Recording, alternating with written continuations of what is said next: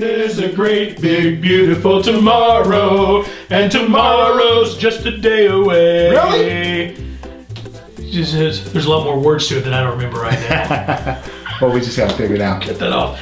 I do keep it on my phone though, believe it or not, in my Disney playlist. What's your favorite song?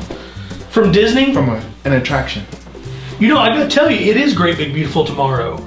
And I think it's because I like to be an optimist, but I also like the nostalgia of turning around in circles on that carousel.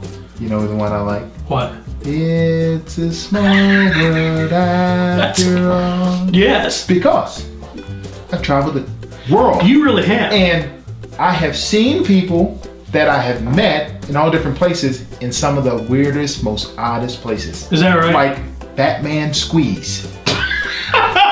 Batman Squeeze in Chattanooga, Tennessee. So here you're going to the top of the mountain. Yeah. And between the mountains, there's little gaps and cracks. That's exactly. I've been there. I mean, that's you're, right. you're positioning your body to get through some of these Yeah. cracks. We were inside of Batman Squeeze, and a guy looked up and he said, "JJ Eubanks."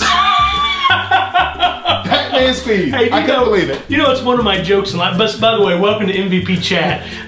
It's one of my jokes in life that you can't go anywhere with JJ that somebody didn't recognize him. Because number one, he's been famous in several countries in the world, and he's really tall, so that makes for memorable. Really, it's a small world. It is a small world. Hey, you know, my brother-in-law Matthew, he's really fun to travel with. He sings "It's a Small World" at the top of his lungs when we ride through that thing, and sings in English the whole way through. Not because he's against the other languages, that's just the only one he knows. So he just enjoys himself. He needs to learn the other languages. He probably does. Maybe we should challenge him with that. Have him on the show with us sometime. He'd make a good guy. Hey, you know, you brought up the Fat Man Squeeze thing, and we don't want. I've always been a bigger guy, and some of you guys out there may be bigger guys too. Jay's always been a taller guy, and so we have some unique challenges on the rides at Disney. Oh, you know, not just in the mountain passes when we're on other vacations, but at Disney. You know, you get to Disney and you get on an attraction or ready to get on an attraction. Right. You get in line and they measure to see how tall you are. Yeah. Well, you know, for me, I know I'm tall enough,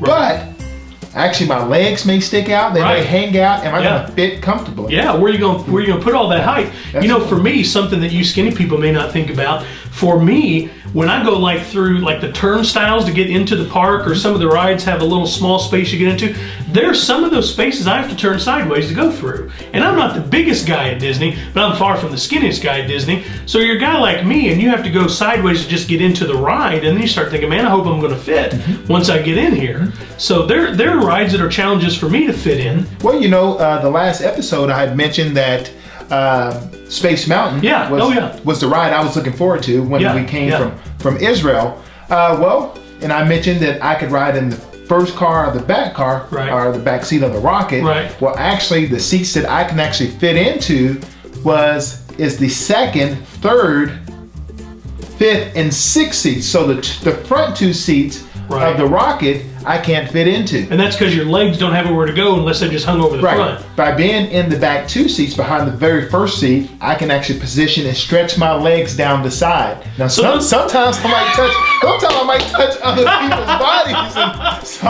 So like if I was sitting in front of you, you would have to wrap your legs around me to get beside me? Well, they're going to come very close, yes.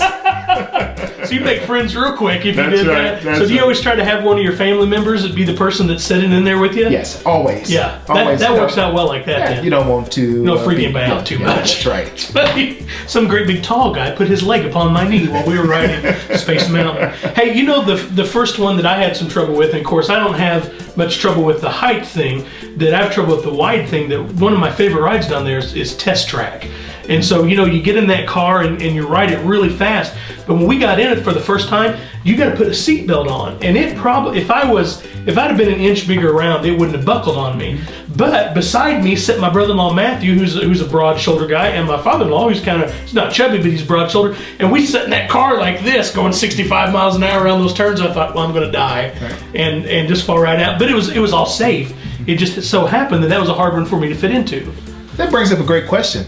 You know, we're just normal guys and we don't know. Yeah. Does Disney have seatbelt Hey, that's a good idea. I've always been just on the edge where I can use everything. But like on airplanes and things, you can get an extension if you're a bigger person and need to fit. I don't know if Disney has that or not. Hey, if any of you guys out there know that, yell at us. We like learning things like that. Well, what I was thinking about, I love the dinosaur ride. Yeah. And dinosaur, even for me. Yeah, it throws you around. Yeah, it throws you around. Yeah. But the seats aren't very generous. No. There, I have a tough time even getting into the seats there. Yeah. But I know that the seat belts, right. They don't stretch. No. They don't extend very far. So, and I tell you, I've had a few times. I kind of do the strategy of if I think a ride's going to be tight, I have my little daughter sit beside me. She's 8, so I can take up a little of her seat, and she can have as much as she needs, and it works out well for us. That's right. So, you know what we should do? Let's come back on our next episode and let's talk about the rides that are fun to do, like at certain times of the day. How would that be? That'd be a fun thing too. Oh, the best rides are at night. At nighttime. Hey, I'm waiting to hear that. That'll be a good time. Thanks for tuning in with us again. If you have any ideas like that you want to share about how you fit into rides, send them in to us. We love to interact with people and have exchanges. I'm Gary Spear, and I'm here for MVP Chat. Thanks for watching. I'm JJ Eubanks. Thank you. You can find more information on our sponsor, Magical Vacation Planner, by visiting their Facebook page or following them on Twitter.